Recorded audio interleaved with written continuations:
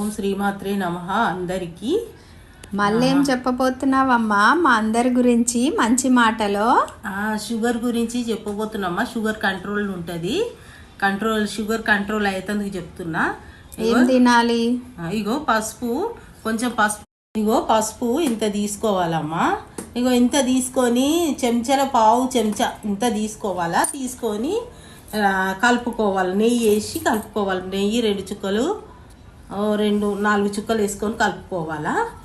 ఇక కలుపుకొని ఇట్లా కలుపుకొని ఇంత ఎవరైనా నీళ్ళు తాగుతారు. ధూపు అవుతుంది, నాకంటే ధూపు అవుతుంది కానీ మీకు కూడా అవుతుంది, అందరికీ అవుతుంది ధూపు అయ్యేటోళ్ళు ఫస్టే నీళ్ళు తాగాల.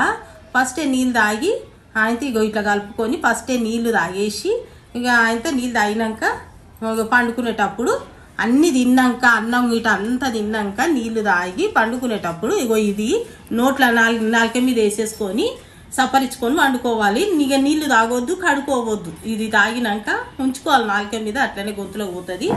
ఇక మీకు షుగర్ కంట్రోల్ ఉంటుందమ్మా. షుగర్ కంట్రోల్ ఉంటుంది. పొద్దున్న లేచే వరకు కూడా కంట్రోల్ ఉంటుంది. గోళీలు వేసుకున్నా కూడా వేసుకోవచ్చు. ఇది గోళీలు వేసుకున్నాక కూడా వేసుకోవచ్చు.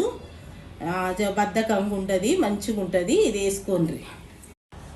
నా మంచి మాటలు మీ దాకా రావాలంటే షేర్, లైక్, సబ్స్క్రైబ్ చేయండి అందరూ ఫ్రెండ్స్.